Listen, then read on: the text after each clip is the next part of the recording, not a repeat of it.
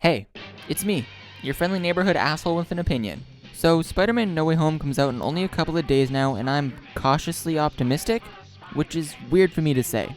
The amount of rumors, set leaks, plot leaks, character leaks, and everything you can imagine that could possibly be leaked has. And while a lot of that has already really deterred my expectations going into this movie, I have a teeny tiny little sliver of hope. But I think before I get into No Way Home, before I talk about my worries, my hopes, I should probably talk about my relationship with Spider-Man, and specifically this version of Spider-Man.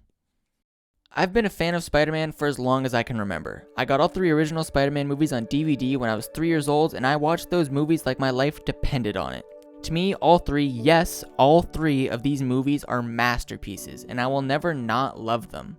I was so excited for Spider-Man 4, and then it got cancelled in 2010, and my heart shattered into a million little pieces. But right on the heels of Spider-Man 4's cancellation, it was announced that there would be a reboot, and in 2012, at the ripe old age of 7, The Amazing Spider-Man came out with Andrew Garfield as the same beloved character, and I loved it just the same as the original 3.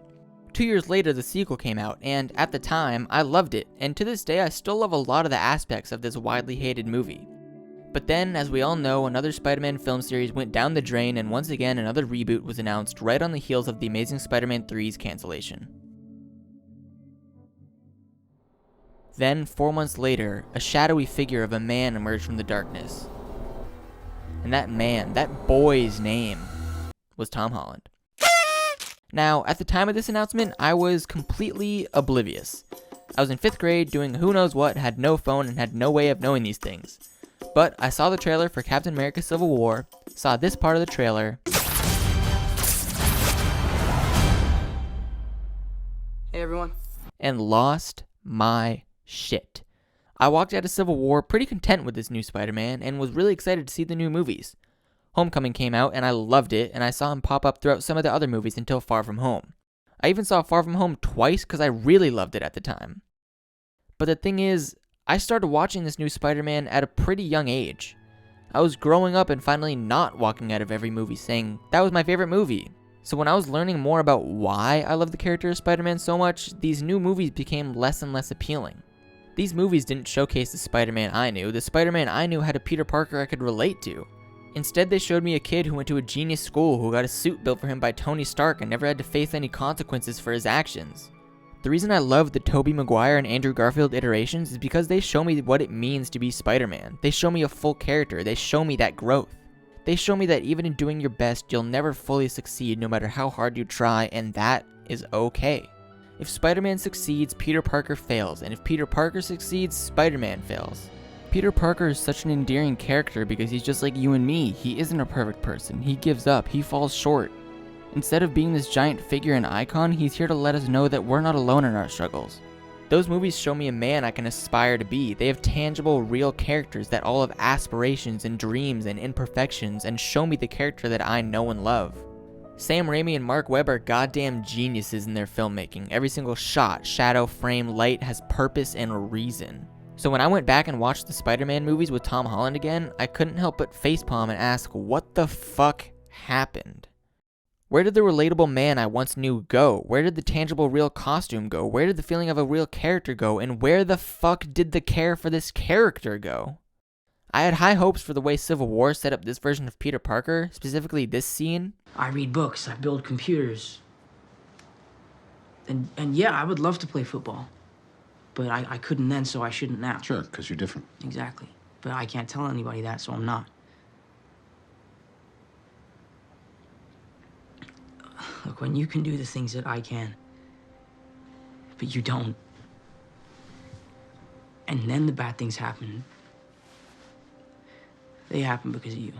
But man, they just took that and threw it straight in the garbage.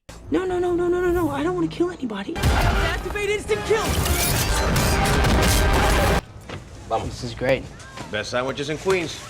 I think that Homecoming is alright at its best. There's some parts of it that I really enjoy, but there's other parts that I really don't. It's fine, but I cannot stand Far From Home. There's so much about this version of the character in these movies that I just don't understand. Why does he get handed a suit made by Tony Stark? Did he even design it? We know he designed his homemade suit, which I adore, and the one he makes in Far From Home, but we never see him lay out any plans for an upgraded suit. Why the fuck is there absolutely zero mention of Uncle Ben? We get the subtle nod to him in Civil War and then a quick shot of his initials on Peter's suitcase, but the fact that he says this about the suitcase, Where are your bags? Oh, right, they got blown up. Yeah. and that he's never mentioned by name, makes me think that Uncle Ben in this universe had no meaning to Peter.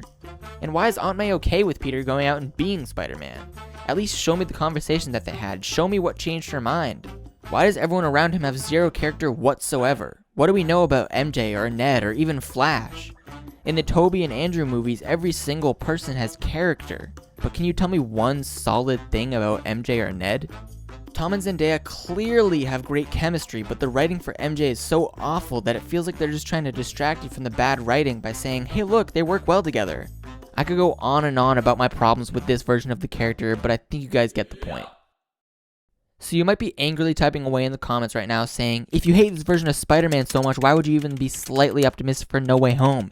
Just don't watch it, you stupid fucking hater, bitch. Well, I'll tell you why. This movie looks like Peter's gonna motherfucking suffer, baby. Just kidding, but not really.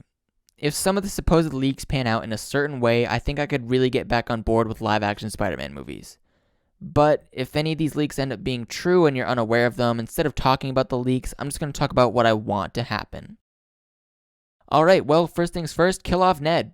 In the first shot of the trailer, Peter looks sad and beaten up and looks like he has a lot of pent-up rage.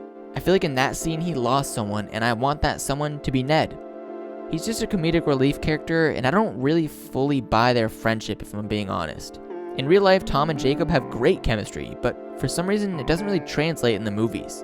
If they kill off someone close to Peter, it will allow for a tighter-knit bond as well as making Peter experience the grief of losing someone without having to kill off MJ. Some people have said that Happy might die, and honestly, I don't really want him to die. I don't think it would make much sense for him to die in this movie considering his character is tied so much to Tony and not Peter. Giving him a send-off where he's still alive but isn't a character in these movies would be nice because I think he doesn't serve a purpose in these movies anymore and never really did. Also, I actually want the spell to work. Peter clearly wants all the people around him to still know that he's Spider-Man, but I think after losing Ned, he should realize the importance of his identity. Fixing whatever went wrong, therefore allowing the spell to work, would give his identity back to him and would give him a fresh start not only with MJ but in his whole life. And get this is my favorite part of my pitch. Have MJ stay with him, but introduce Harry and Gwen so we can have the entire original Spider-Man squad. You could bring in a new director for the next 3, which is what I originally wanted, but I'm gonna be honest, based off of the trailer, John Watts looks like he's finally making a visually great Spider-Man film. So if he can keep this up, I'm fine with him staying as the director, though I still feel like a new set of writers and directors would give a more grown feel to the character. Some smaller things like giving him his classic red and blue suit back, but without all the unnecessary details and black lines would be really nice. Also, it's basically inevitable that Andrew and Tobey are coming back, so some solo scenes with them would be really cool. And maybe even releasing the web cut of The Amazing Spider-Man 3 and Spider-Man 4 would be spectacular. I really hope they don't butcher their characters and their respective villains, and I'm really hoping that they consulted Sam Raimi and Mark Webb for some of this stuff. I'm really hoping for the best here, but honestly, I'm scared. These Spider-Men are icons. I, like so many others, grew up with these versions of the character, and the way that they were written, the way that they were crafted, they were done by teams of geniuses. And MCU Spider-Man movies were not. And that's what I'm most scared of. I have optimistic hope for this movie, but these are still the same people behind Homecoming, behind Far From Home. How can the people behind that terror climb back up that web to a point where I'll be left satisfied? Will they even bother to keep any character arcs intact? I don't think so. Of course I'll be overjoyed if I hear their incredible themes and see Tobey and Andrew back, but will it be just that? A fan service moment meant for nothing more? I'm hoping, I'm praying that I won't hate it. Because honestly, I want to love Spider-Man No Way Home.